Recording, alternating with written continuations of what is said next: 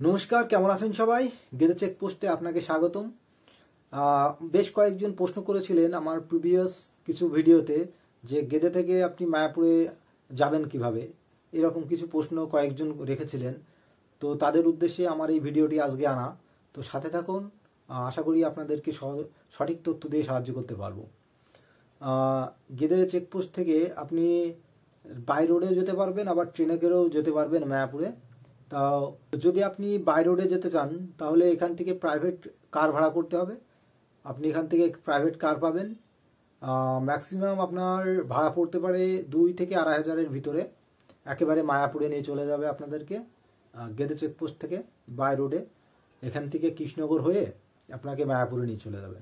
আর তাছাড়া যদি মনে করেন যে আপনি নর্মালি পাবলিক ট্রান্সপোর্ট ইউজ করে যাবেন, তাহলে আপনি গেদে থেকে ডাইরেক্ট কোনো বাস পাবেন না।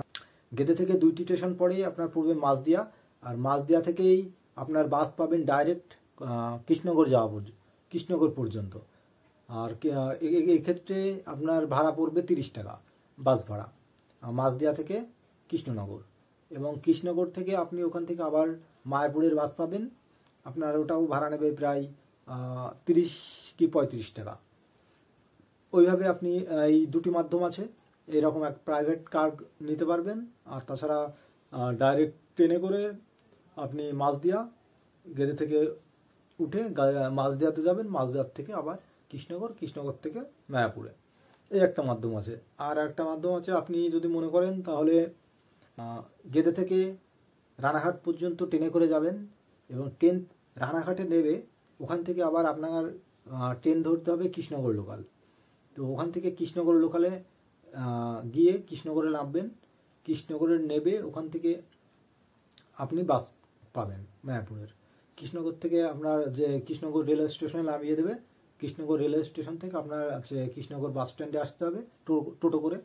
এবার ওখান থেকে টোটো করে এসে তারপরে বাস স্ট্যান্ড থেকে আপনি মায়াপুরের বাস পেয়ে যাবেন। তো এই ছিল আপনার মায়াপুরে কীভাবে যাবেন ছোটোখাটো দু একটি তথ্য।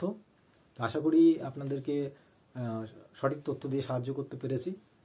আর তাছাড়া যদি প্রাইভেট কার ভাড়া করতে চান তো পার্সোনালি আপনি আমার সাথে কন্ট্যাক্ট করতে পারেন। আমি আপনাদেরকে যে গাড়িগুলো এখান থেকে যায়, যাদের পার্সোনাল গাড়ি যাদের আছে, যারা ভাড়ায় দেন, তাদের কন্ট্যাক্ট নম্বর আমি দিয়ে দেবো, কিংবা আমার সাথে যোগাযোগ করে আসবেন, আমি তাদের সাথে আপনার যোগাযোগ করিয়ে দেবো।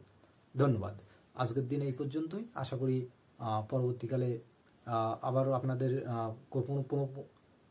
কোনো প্রশ্ন থাকলে আপনারা রাখতে পারেন। আমি আশা করি আপনাদেরকে সঠিক তথ্য দিয়ে আবার সাহায্য করতে পারবো। ধন্যবাদ।